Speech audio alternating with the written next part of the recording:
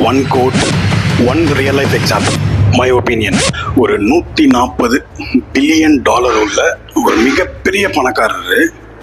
அவர் வாழ்க்கையிலையும் நிறைய முறை தோத்துருக்காராம். ஆனால் அவர் சொன்ன ஒரு சிம்பிளான விஷயம் நிறைய பேருக்கு அது பெரிய ஐ ஓப்பனிங்காக கூட இருக்கலாம். இதுக்கு முன்னாடி please follow, subscribe and like and share.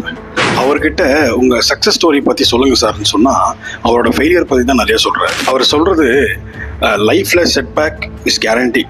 அது பிஸ்னஸ் மேனாக இருந்தாலும் சரி, இல்லை ஒரு சாதாரண காமன் மேன் இருந்தாலும் சரி. பிக்கஸ்ட் எக்ஸாம்பிள் ஏன்னா நானே சொல்லிக்குவேன். ஏன்னா எனக்கு நிறைய விஷயத்தில் செட்பேக். ஷார்ட் ஃபிலிம்ஸ் பண்ண சரியாக இதாகலை, அண்ட் நிறைய சினிமாவில் ட்ரை பண்ணேன், அதுவும் ஒரு லெவலுக்கு மேலே இதாகலை. சரி, அதுக்கப்புறமா ஒரு ஜூன் 2024 ஒரு ஸ்நாக்ஸ் சென்டர் ஆரம்பித்தேன். அதுவும் என்னால் தொடர்ந்து ஒரு 18 மாதத்துக்கு மேலே நடத்த முடியல.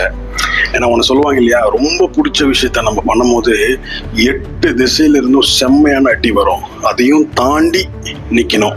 ஆஃப்டர் ரிலேட்டான விஷயமும் அவர் ஒன்று சொல்கிறாரு, வாழ்க்கையில் ரொம்ப பெரிய அடி, ரொம்ப பெரிய தோல்வி வரும்போதும் ரொம்ப அதை பற்றி ஓவர் திங்க் பண்ணி யோசிக்கக்கூடாது. அதில் இருக்கிற ஒரு பிரைட்டான சைடு என்ன இருக்கோ அதை மட்டும் ஃபோக்கஸ் பண்ணுங்கள்.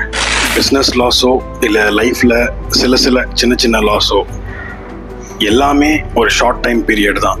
So life has to move on இல்லையா. Acceptance is power. அவர் சொன்ன இந்த ஒரு விஷயம் தான். அடுத்த வாட்டி வாழ்க்கையில் ஏதாவது நம்ம தோல்வியை சந்திச்சா இந்த ஒரு விஷயம் மட்டும் ஞாபகம் வச்சுக்க சொல்கிறாரு.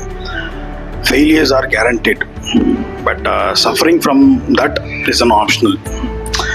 அவ்வளோ கோடி கணக்கில் சம்பாரிச்சு டாப் பிஸ்னஸ் மேனாக இருக்கிற அவருக்கே அந்த அளவுக்கு ஒரு தோல்வி மீண்டு வராருன்னா நம்மலாம் ஈஸியாக வந்துடலான்னு நினைக்கிறேன்.